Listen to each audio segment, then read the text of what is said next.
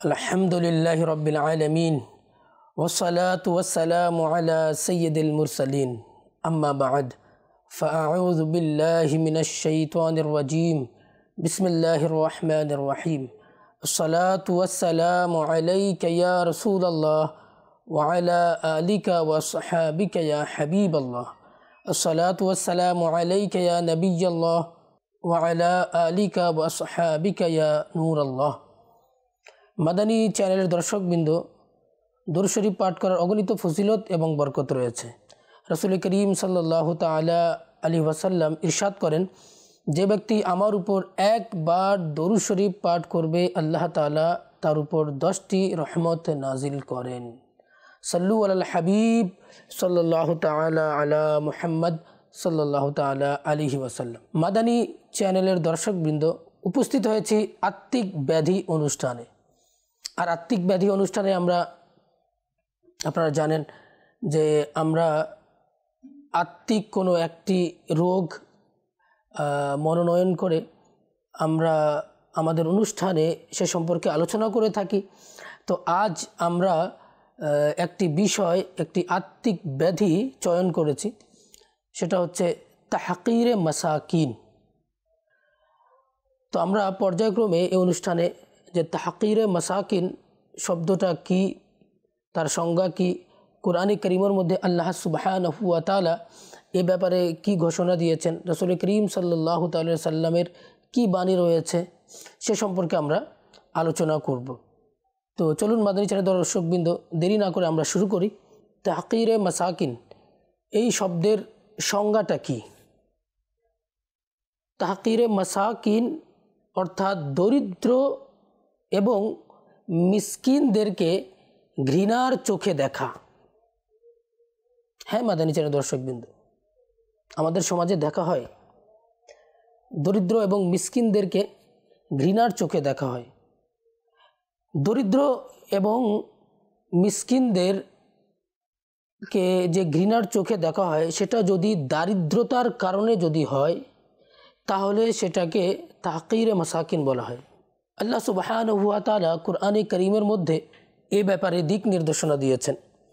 আল্লাহ আযজা ওয়া জাল্লা কুরআনে পাকে ইরশাদ করেন যে, ইয়া আইয়ুহাল্লাযীনা আমানু লা ইয়াসখার কওমুন মিন কওমিন, হে ঈমানদারগণ, তোমাদের মধ্যে কোনো পুরুষ ব্যক্তি অন্য কোনো পুরুষ ব্যক্তিকে নিয়ে বিদ্রূপ না করে।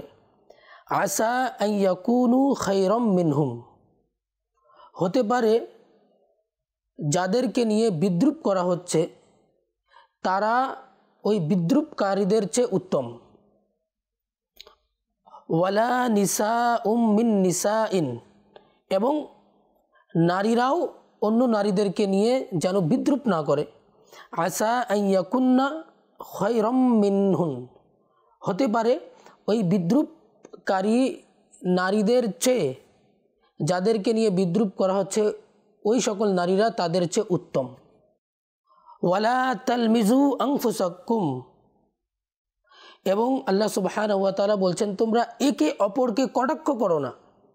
ওয়ালা তানাবাজু বিল আলকাব, এবং তোমরা একে অপরকে মন্দ নামে ডেকো না। বিসাল ইসমুল ফুসুক বাদাল ঈমান, মুসলমান হওয়ার পরে ফাসিক হয়ে যাওয়াটা এটা কতই না মন্দ ব্যাপার। ওয়ামাল্লাম ইয়াতুব, এবং যে তওবা করে না, ফাউলাইকা হুমুজ জালিমুন, অতঃপর তারাই অন্যায়কারীদের অন্তর্ভুক্ত, তারাই জালেমদের অন্তর্ভুক্ত। মাদানী চ্যানেলের দর্শকবৃন্দ, দেখুন আল্লাহ সুবহানাহু ওয়া তাআলা এই আয়াতে কারিমার মধ্যে কয়েকটা বিষয় নিয়ে আলোচনা করেছেন। প্রথমত আল্লাহ তাআলা পুরুষদেরকে বলেছেন যে কোনো পুরুষ ব্যক্তিকে নিয়ে যেন বিদ্রূপ না করে।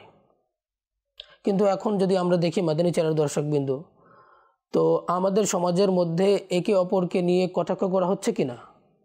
পুরুষ ব্যক্তি অন্য পুরুষ ব্যক্তিকে নিয়ে কটাক্ষ করছে কি করছে না?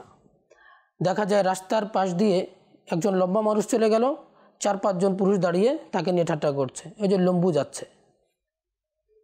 সামনে দিয়ে খাটো ব্যক্তি চলে গেল, তাকে দিয়ে আবার বিদ্রূপ করছে, ওই যে খাটো ব্যক্তি চলে গেল। যদি কোনো মোটা ব্যক্তি চলে যায় তাকে নিয়ে কটাক্ষ করা শুরু করে দেয়, ওই যে মোটু ব্যক্তি যাচ্ছে। যদি একদম পাতলা হয় তো পাতলা ব্যক্তিকে নিয়ে আবার কটাক্ষ শুরু হয়ে যায়, বলে ওই যে দেখো পাতলু যাচ্ছে। বিভিন্ন ধরনের নাম নিয়ে মানুষকে কটাক্ষ করা হয়। আবার নারীদের মাঝে সমালোচনা বেশি হয়ে থাকে। পাড়ার প্রতিবেশীদেরকে নিয়ে সমালোচনা শুরু হয়ে যায়, ওই নারীকে নিয়ে সমস্যা শুরু হয়ে যায়, ওই নারীকে নিয়ে একজন নারী নিয়ে সমালোচনা করতে থাকে। সে তো তার স্বামীর কথা শুনে না, সে তো এরকম, সে এরকম, বিভিন্ন ধরনের কথাবার্তা নিয়ে চলতে থাকে। কিন্তু আল্লাহ তাআলা বলছেন যে হে পুরুষ, তোমরা যাদেরকে নিয়ে বিদ্রূপ করছো, হতে পারে যাদেরকে বিদ্রূপ করা হচ্ছে তারা তোমাদের চেয়ে উত্তম। হে নারীরা, তোমরা যাদেরকে নিয়ে বিদ্রূপ করছো, হতে পারে যাদেরকে নিয়ে তোমরা বিদ্রূপ করছো তারাই তোমাদের চেয়ে উত্তম। আল্লাহ তাআলা আবার বললেন যে তোমরা একে অপরকে তোমরা কটাক্ষ করো না। আমাদের সমাজে দেখা যায় একে অপরকে কটাক্ষ করা হয়, তিরস্কার করা হয়। তো এটা থেকে আমাদের যারা দর্শকবৃন্দ আমরা বেঁচে থাকি। এবং আল্লাহ তাআলা বলছেন এবং তোমরা একে অপরের মন্দ নাম রেখো না। এখন আমাদের সমাজের মধ্যে আপনারা একটু চিন্তা করে দেখুন তো, আমি বলবো না, আপনারাই দেখুন তো, দেখা যায় একটা সমাজের মধ্যে একটা মানে বন্ধুরা আর এক বন্ধুরা বিভিন্ন ধরনের নাম রেখে দেয়, কষ্ট পায়। কাউকে মুটু রেখে দিয়েছে, কারো নাম লম্বু রেখে দিয়েছে, কাউকে অমুক তমুক। তো আমরা বাঁচি, আল্লাহ তাআলা আমাদেরকে নিষেধ করেছেন। কারণ যখন আমরা কারো মন্দ নাম রেখে দিই না, তখন সেই নামে যখন ডাকা হয়, তো যাকে ডাকা হচ্ছে সে খুব কষ্ট পায়, সে অন্তরে কষ্ট পায়। অনেক সময় হেসে দেয় বন্ধুদের সামনে, কিন্তু সে অন্তরে কষ্ট পেয়েছে। তো আমরা বুঝতে পারি না আমাদের এই জবান দ্বারা আমাদের দ্বারা অনেক গুনাহ হয়ে যায়। আল্লাহর হাবিব সাল্লাল্লাহু তাআলা আলাইহি ওয়াসাল্লাম বলেছেন যে তোমরা আমাকে দুটা জিনিসের আমাকে জামানত দাও, আমি তোমাদেরকে জামানত দিচ্ছি। রাসূল করিম সাল্লাল্লাহু আলাইহি ওয়াসাল্লাম বলছেন একটা হচ্ছে দুই ঠোঁটের মধ্যখানের অংশ অর্থাৎ জিহ্বা, আর একটা হচ্ছে দু পায়ের মধ্যবর্তী অংশ অর্থাৎ লজ্জা স্থান। তো লজ্জা স্থান এবং জিহ্বাকে যারা কন্ট্রোলে রাখে, যারা ব্যভিচার থেকে বেঁচে থাকে, যারা মানুষকে কষ্ট দেওয়া থেকে বেঁচে থাকে, আল্লাহর রাসূল আল্লাহর হাবিব সাল্লাল্লাহু তাআলা আলাইহি ওয়াসাল্লাম তাদেরকে জান্নাতের জামানত দিচ্ছেন। সদরুল আফাজিল হযরত আল্লামা মৌলানা সৈয়দ মোহাম্মদ নাঈমউদ্দিন মুরাদাবাদী রহমতুল্লাহি তাআলা আলাইহিল হাদি খাজাইনুল ইরফান এর মধ্যে এই আয়াতে মোবারকার আলোকে তিনি বলেন যে এই আয়াত বনি তামিমদের ব্যাপারে নাজিল হয়েছিল। কারণ তারা হযরত আম্মার, খাব্বাব, বিলাল, সুহাইব, সালমান, সালিম রাদিয়াল্লাহু তাআলা আনহুম প্রমুখ দরিদ্র সাহাবীদেরকে নিয়ে তারা কটাক্ষ করত, তাদের দারিদ্রতাকে দেখে তারা বিদ্রূপ করত। তো ওই বনি তামিমদের ব্যাপারে এই আয়াতে কারিমা নাজিল হয় এবং বলা হলো যে কোনো পুরুষকে নিয়ে বিদ্রূপ না করে, কোনো নারীকে দেখে বিদ্রূপ না করে, কোনো পুরুষ অন্য পুরুষের যে সম্পদ রয়েছে, নিজের কাছে অনেক সম্পদ আছে আর অন্যের কাছে সম্পদ নেই, সে কারণে নিজেকে বড় মনে করছে আর অন্যকে ঘৃণার চোখে দেখছে, বা নিজের বংশটা খুব উচ্চমানের, অন্যের বংশ নিম্ন পর্যায়ের, তো এটা বংশকে নিয়ে তারা গর্ব করছে, অর্থকে নিয়ে গর্ব করছে, এই সম্পর্কে এসব করতে আল্লাহ সুবহানাহু ওয়া তাআলা নিষেধ করেছেন। হযরত সাইয়েদনা আবু হুরায়রা রাদিয়াল্লাহু তাআলা আনহু থেকে বর্ণিত যে হুজুর নবী করিম রাউফুর রহিম সাল্লাল্লাহু তাআলা আলাইহি ওয়াসাল্লাম ইরশাদ করেন, একজন মুসলমান অপর মুসলমানের ভাই, আল্লাহ তাআলা বলেছেন যে মুমিনের ভাই, আর রাসূল করিম সাল্লাল্লাহু আলাইহি ওয়াসাল্লাম বলছেন যে একজন মুসলমান অপর মুসলমানের ভাই, না সে তার ভাইয়ের উপর জুলুম করে, না তাকে লাঞ্ছিত করে এবং না তাকে ঘৃণার চোখে দেখে। কোনো মুসলমান ব্যক্তির মন্দ হওয়ার জন্য এতটুকু যথেষ্ট যে সে তার অপর মুসলমান ভাইকে ঘৃণার চোখে দেখছে। তো অপর মুসলমান ভাইকে যারা ঘৃণার চোখে দেখে তার মন্দ হওয়ার জন্য এতটুকুই যথেষ্ট। আজ দেখুন তো মাদানী চ্যানেলের দর্শকবিন্দু, আমরা ঘৃণার চোখে দেখি কি দেখি না? আমরা একটা সমাজে বসবাস করি, আশপাশের যারা দরিদ্র মানুষ বসবাস করে, তাদের পাশে বসতে আমাদের লজ্জা লাগে, তাদের পাশে বসে খেতে আমাদের লজ্জা লাগে। তারা যদি পাশে বসে যায়, দেখা যায় অনেকে অহংকার বশত সেখান থেকে উঠে যায়। সে তো মানুষ, মুসলমানের সম্মান করতে হবে, এহতেরাম করতে হবে, কারণ মুসলমান ভাই ভাই। সুতরাং মাদানী চ্যানেলের দর্শকবৃন্দ, গরিব এবং মিসকিনদেরকে তাদের দারিদ্রতার কারণে ঘৃণার চোখে দেখা এটা খুবই নিন্দনীয় কাজ এবং হারাম এবং জাহান্নামে নিয়ে যাওয়ার মতো কাজ এবং আল্লাহ তাআলাকে রাগান্বিত করার মতো একটা কাজ। প্রিয় ইসলামী ভাইরা, প্রত্যেক মুসলমানের উচিত এই মন্দ কাজ থেকে বেঁচে থাকা। হযরত সাইয়েদনা হুসাইন রহমতুল্লাহি তাআলা আলাইহি ইরশাদ করেন, আমি হযরত সাইয়েদনা মারুফ করখি রহমতুল্লাহি তাআলা আলাইহিকে তার ওফাতের পর স্বপ্নে দেখলাম, আর স্বপ্নে দেখে জিজ্ঞাসা করলাম যে মা ফাআলাল্লাহু বিকা, অর্থাৎ আল্লাহ আযজা ওয়া জাল্লা আপনার সাথে কীরূপ আচরণ করেছেন। বললেন, আল্লাহ আযজা ওয়া জাল্লা আমাকে ক্ষমা করে দিয়েছেন। আমি জিজ্ঞাসা করলাম, আপনাকে আল্লাহ তাআলা হয়তো আপনার তাকওয়া, আপনার জহদ ইত্যাদির কারণে আল্লাহ তাআলা মনে হয় আপনাকে ক্ষমা করে দিয়েছেন। তো মারুফ করখি রহমতুল্লাহি তাআলা বললেন, না, বরং এই কারণে আল্লাহ তাআলা আমাকে ক্ষমা করে দিয়েছেন যে হযরত সাইয়েদুনা ইবনে সাম্মাক রহমতুল্লাহি তাআলা আলাইহি এর নসিহতকে আমি কবুল করেছিলাম, তার উপদেশকে আমি গ্রহণ করেছিলাম, তুমি দারিদ্রতাকে গ্রহণ করো। তিনি আমাকে বলেছিলেন যে তুমি দারিদ্রতাকে গ্রহণ করো এবং দরিদ্র লোকদেরকে ভালোবাসো। তো আমি নিজে দারিদ্রতাকে অবলম্বন করেছিলাম, গ্রহণ করেছিলাম এবং দরিদ্র লোকদেরকে ভালোবাসতাম।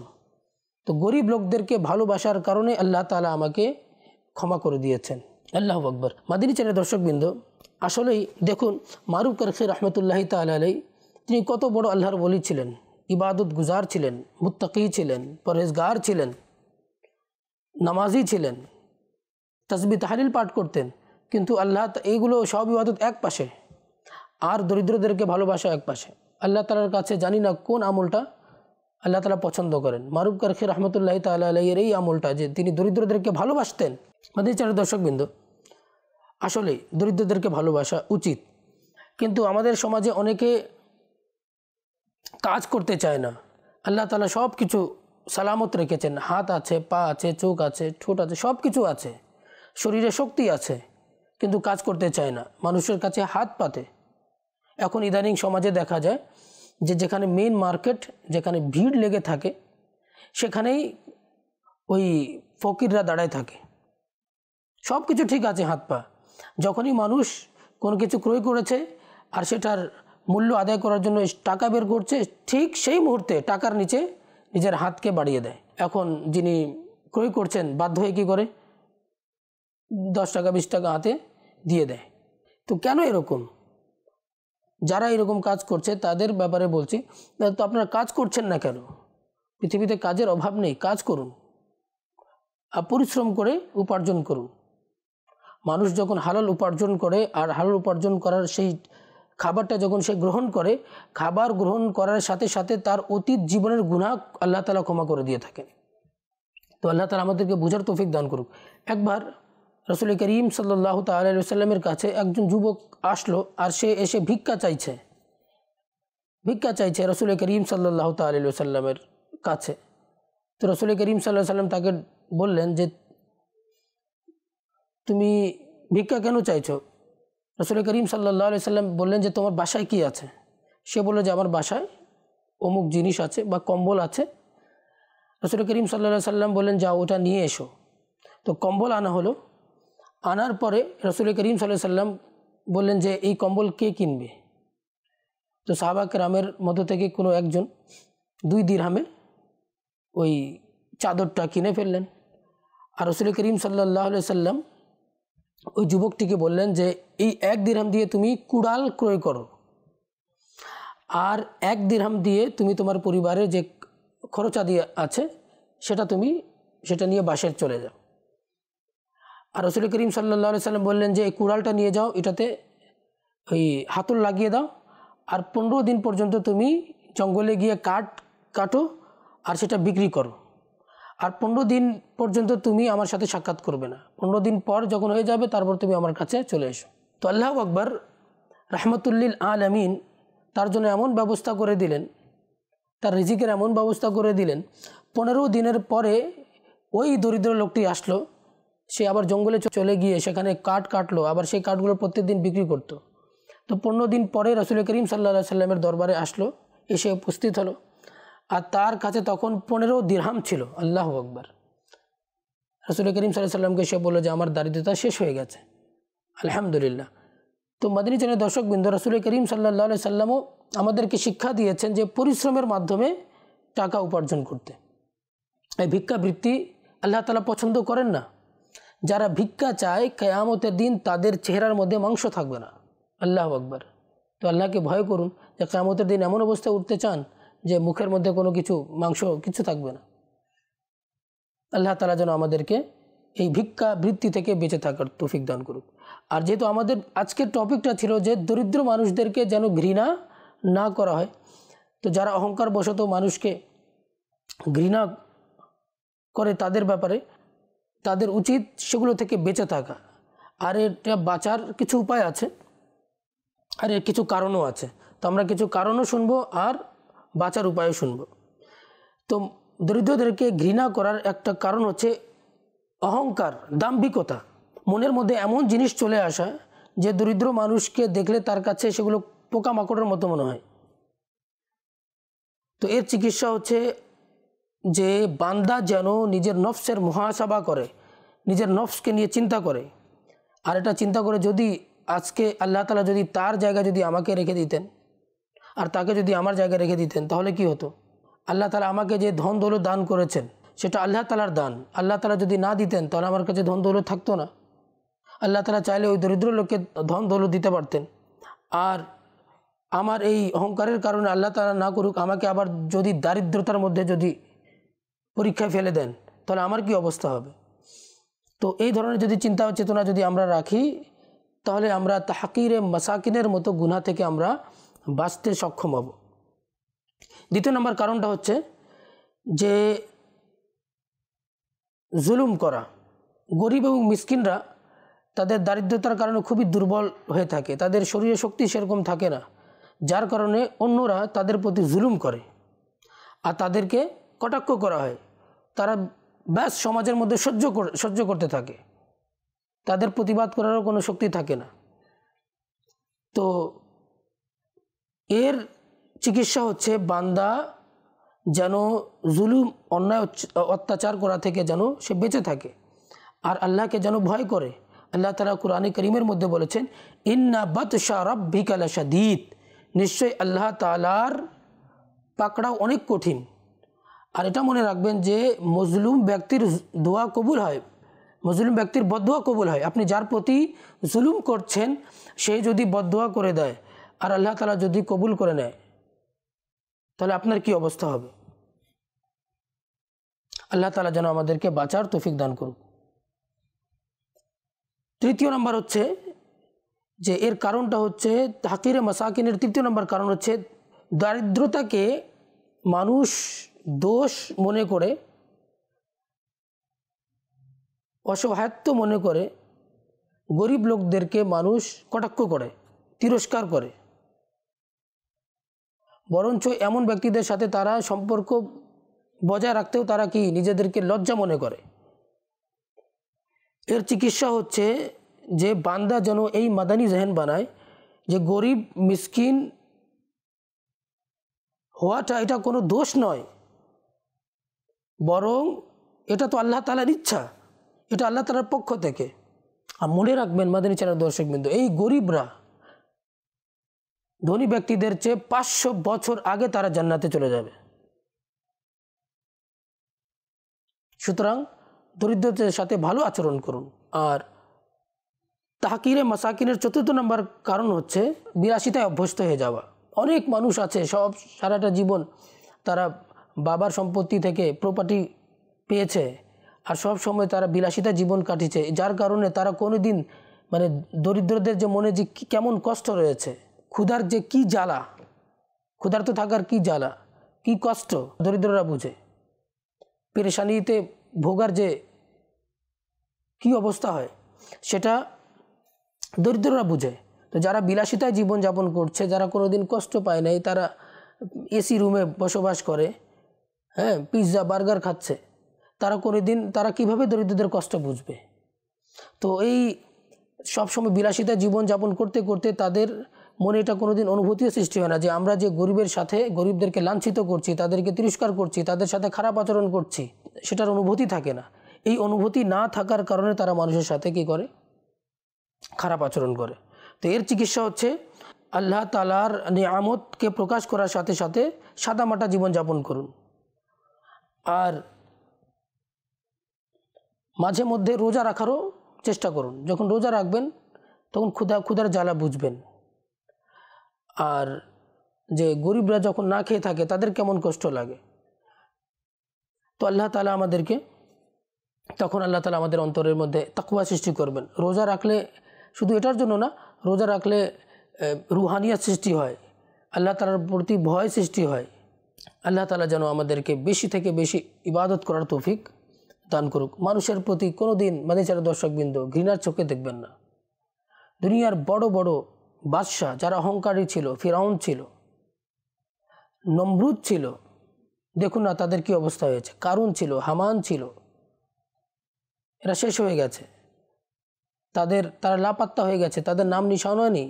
হ্যাঁ, নাম আছে, কিন্তু তাদেরকে ভালো চোখে তাকে ভালোভাবে স্মরণ করা হয় না, কারণ তারা পৃথিবীতে জুলুম করেছে। ফিরআউন মানুষের শরীরে, হ্যাঁ, গরিব লোকদের ইয়াতে পেরেক মেরে দিত, হাতে পায়ে পেরেক মেরে দিত। নমরুদ জুলুম করত। নমরুদ তো একটা মশার কামড় খেয়ে সে মৃত্যুবরণ করেছে, সে মারা গিয়েছে। ফিরআউন সমুদ্রে ডুবে গিয়ে মারা গিয়েছে। কারুন, হামান, এদের মধ্য থেকে কোনো একজন তো মাটিতে ধসে গিয়ে সে মৃত্যুবরণ করেছে। কেন? অহংকার, অর্থের অহংকার আল্লাহ তাআলা পছন্দ করেন না। আল্লাহ তাআলা অহংকারী ব্যক্তিদেরকে ভালোবাসেন না। অহংকার আমরা ছোটোবেলা থেকে পড়ে আসছি, অহংকার পতনের মূল। মাদানী চ্যানেলের দর্শকবৃন্দ, আমরা আজকে দরিদ্র এবং মিসকিনদেরকে ঘৃণার চোখে দেখার ব্যাপারে আমরা আজকে কোরআন হাদিস থেকে আলোচনা শুনলাম। তো মাদানী চ্যানেলের দর্শকবৃন্দ, আগামী অনুষ্ঠানে আমরা আবারও একাত্মিক ব্যাধি সংক্রান্ত একটি বিষয় নিয়ে আপনাদের সম্মুখে উপস্থিত হব। ততক্ষণ পর্যন্ত আপনারা ভালো থাকুন, সুস্থ থাকুন। মাদানী চ্যানেল দেখতে থাকুন। সাল্লু আলাল হাবিব সাল্লাল্লাহু তাআলা আলা মুহাম্মদ সাল্লাল্লাহু তাআলা আলাইহি ওয়াসাল্লাম।